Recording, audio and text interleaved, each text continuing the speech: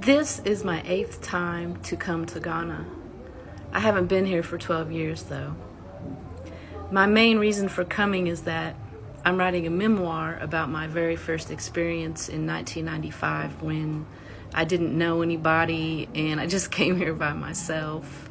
I had been learning about African American history and learning about Africa just caught my interest. And then I got an opportunity to travel and I came. And it was an amazing experience. I was here for 3 months.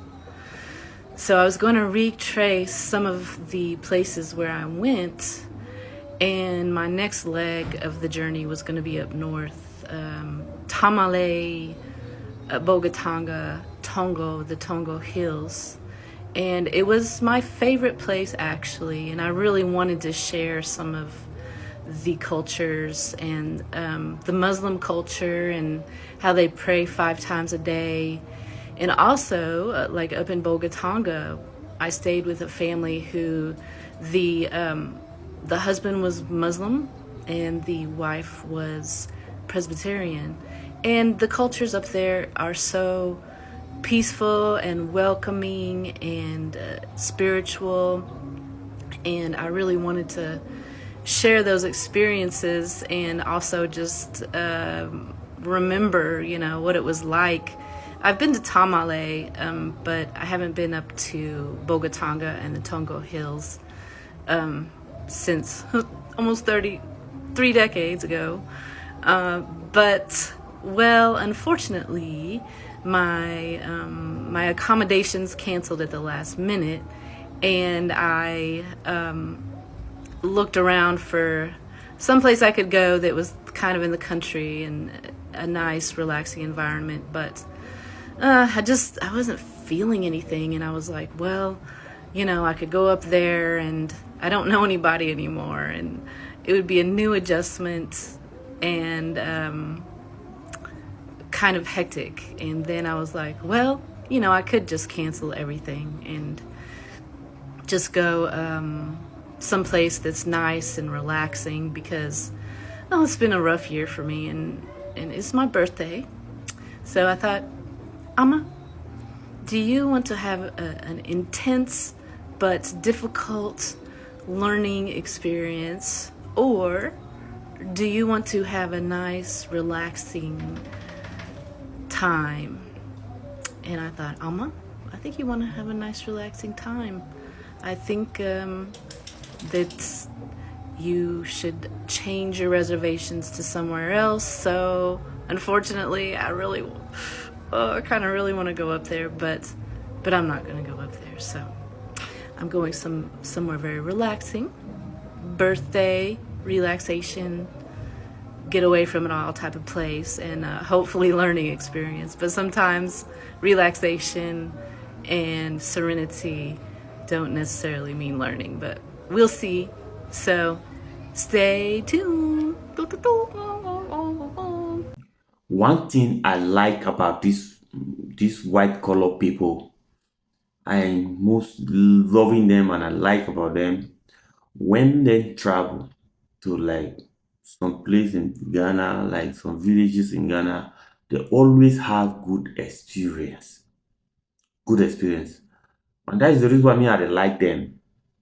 Understand? They have good experience. And what is the experience? But before them having the experience, it's not about them alone. It's about the people who are living in that country. When you travel to some country, before you can get good experience, it's about the people who are living there.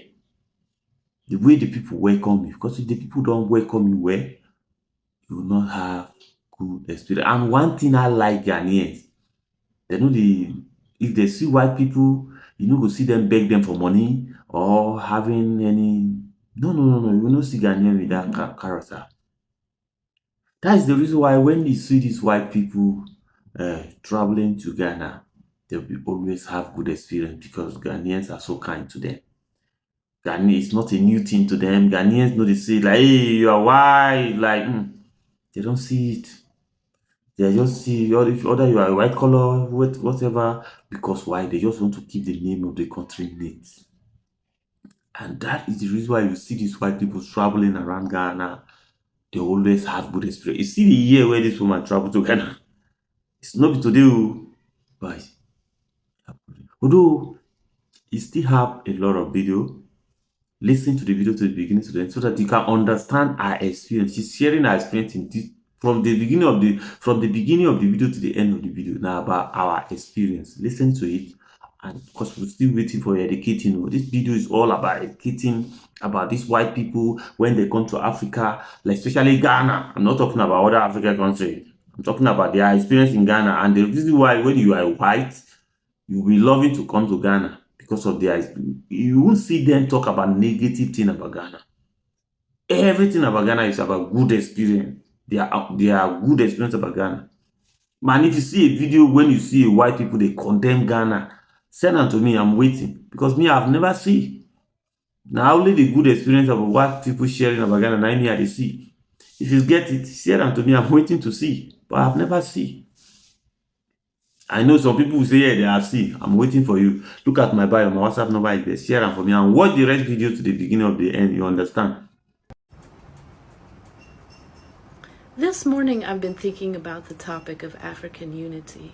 Yesterday, my taxi driver was saying that it's difficult to unite Ghanaians. And it took me back to something I'm reading. Look at this map here of Africa. Can you see it? These borders were drawn by Europeans without the consideration of Africans. And even I went to the western region. So the Nzima people are part in Ghana, and they're also part in Ivory Coast, where they speak French. So all of these countries are divided by languages and cultures. And so I have been reading this book here, Africa Must Unite by Kwame Nkrumah. And he says, it is becoming axiomatic that colonial powers do not willingly retire from political control over any given land. Before they go, they make superhuman efforts to create schisms and rivalries, which they hope to exploit after they have gone. And that's true in the United States. I mean, if we think about the Revolutionary War, they certainly did not willingly retire from political control. I mean, there was a big war, which of course we won, the revolutionists. But I started thinking about differences and how to unite people. And for instance, I'm staying in the area of the Ga people. And soon I will be traveling north to where the Dagbani people are, the Hausa people are. And then my question is, how do they unite when they're so different? You'll see these cultures are completely different. Their lands are completely different. And even if you look at just one country, I got this t-shirt and it says, Liberia Unite. And look at all the different groups of people that will have to unite. And this is just one small area of land, you know? And it shows here we've got Sapo, Gribo, Kisi. They're all very, very, very, very different. If you think that African culture is just one, no. I mean, there are so many. Ghana is only about the size of Oregon. And I don't even know how many languages, but I know it's at least more than 30. And English is the official language because it used to be a British colony. The dominant language is Chi. That is the Ashanti, mainly the Ashanti language. And so my last thought was thinking also about the United States. And, you know, I'm from Texas, and we have the same thing going on. I mean, how does a rural Texan unite with someone from New York? You know, there's just, but the last thought I came up with here, and you know, there's no easy answers. I mean, I don't even know if there is an answer for this little conundrum, but this is my final thought for the day. You have to ask, what interests do they share in common that will overpower their differences? Is there one? Is it possible? I don't know. But it's very interesting history. So you can think about that today. I was in Ghana for 30 days and now I'm back in Texas. And I feel like I'm on another planet. Really, it feels like I've just woken up from one long, amazing dream. It just seems so unreal. After 30 hours of travel, I made it here. But the vibe, just the life is so different. It's so quiet. There's not people around. And it's a different world. But I will continue to post videos. I didn't get to post a lot of the videos, so I will do that. And I had to be back before the 4th of July. Tomorrow's the 4th of July. And on the 4th of July, here, everybody has an entire arsenal of fireworks, like really powerful ones that only the professionals should be using. And everybody just shoots fireworks for a long time. And I've got to protect my house from burning down. One year I had to be out there with a water hose spraying down the roof. But now it's scarier because everyone likes to shoot their guns. And you get an idea of all of the guns that are in the neighborhood. I mean, high caliber, I don't know what kind of guns, but they're loud. I think there's some automatic gun. I don't know about guns, but you can buy them anywhere around here. Walmart, Academy. So it's scary. We're reenacting war on the 4th of July. So I have to be here to protect my animals and my property. And I'm glad we became independent from the British, I suppose. Yeah, I think I'm glad about that. But anyway, happy 4th of July. I've been in Elmina here for the past few days. The largest and oldest slave castle was built here.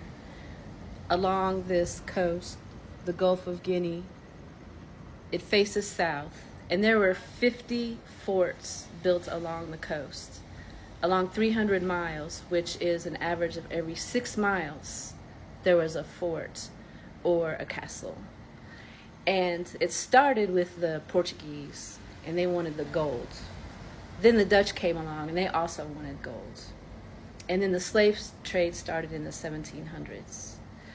But my thought after touring the castle and also seeing I love it here. I mean, the village and the people, the boats, the fishermen. And so this is my thought that I came away with this morning. So the imperialists, the ones who built these forts and castles, which is almost all the European nations, France, Britain, Holland, these imperialists were turning into the devil to, quote, tame the heathens with the word of God under the crack of the whip and the burn of the branding iron. This is how the modern industrial world was built. The industrial machine needed gold and cheap, high-quality labor. They justified all this slavery by claiming they were doing something good by, quote, taming the heathens. But who are the heathens? When you come here and you see the kindness, the hospitality, the love of the people, and you learn what these people did, these rapists who were praying in a church right above the slave forts, I asked myself, who are the heathens? So I feel like I might be catching a slight cold with a runny nose. And then my friends introduced me to bitter cola or bita.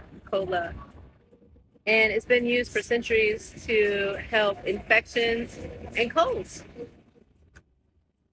And it's high in a lot of nutrients, including vitamin C.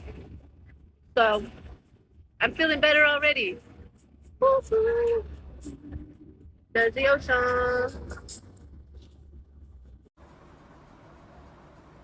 I have to leave Ghana in a few days. I've been here for almost a month, and I don't want to leave now. I've gotten used to it after about 2.5 weeks. I really got used to it.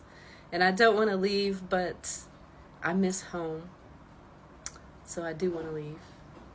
Torn between two countries, feeling like a fool. Loving both of them is breaking all the rules. But there really is something here that is deeply satisfying to my soul. And when I go home, I'll be happy in a way. But here, there's just a sense of community. You see people out and about communicating at the, talking at the bar or the barber shop. People, you can see people, working together as a team with a sense of community everywhere you go, especially in Elmina. I really observed how people, when the boats came in, everybody applauded. I mean, there's just a sense of celebration of life. The men bring the fish in, and the women, they smoke the fish, and everyone is very helpful to the traveler, which is much different than Texas. So, you feel very loved, and like I've met so many interesting people and had the deepest conversations and made such good friends. So I'm glad I came back after 12 years and didn't really know anybody when I came, and now I know that if I come again, I have some friends. And when I get back, it's gonna be so different. I know the thing that brought me here was the dreams, because at night I'll dream that I'm in Africa or Ghana or somewhere. Sometimes not Ghana, but Mali or Burkina Faso, and I'm in Africa, and I just am so happy to be here. It's just a feeling of satisfaction for my soul. I feel physically, mentally, and emotionally feel really good, and when I get back, I'll be happy. I'll say hello to my neighbors. I'm lucky to be in a neighborhood where you actually know your neighbors, but I'll hang out with my one or two friends and watch more TV and go inside at noon because it'll be way too hot to go outside until 7 or 8 at night. So if you've ever thought of coming to Ghana, you should definitely come as soon as possible. It can be expensive for the plane ticket, especially from America.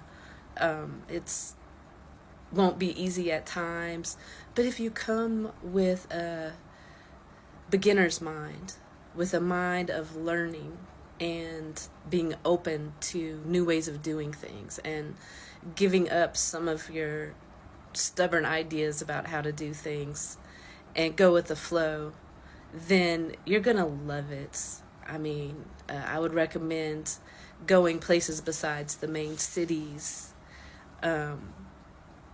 but come to Ghana. It's a wonderful place, and I'm gonna miss you, Ghana.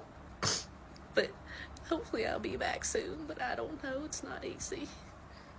Africa.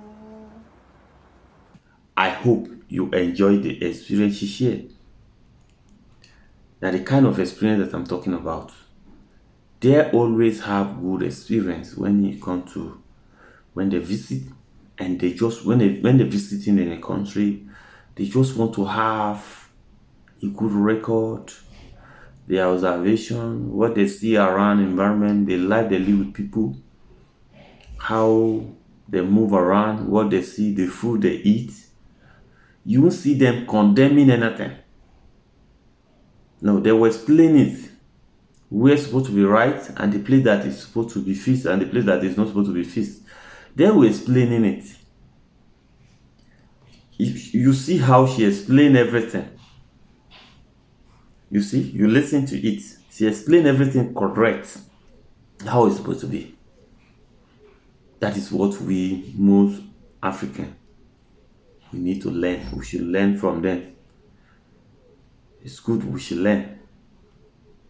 When we travel to people country, we should not be saying the food, be that, this thing. We should not learn because our own.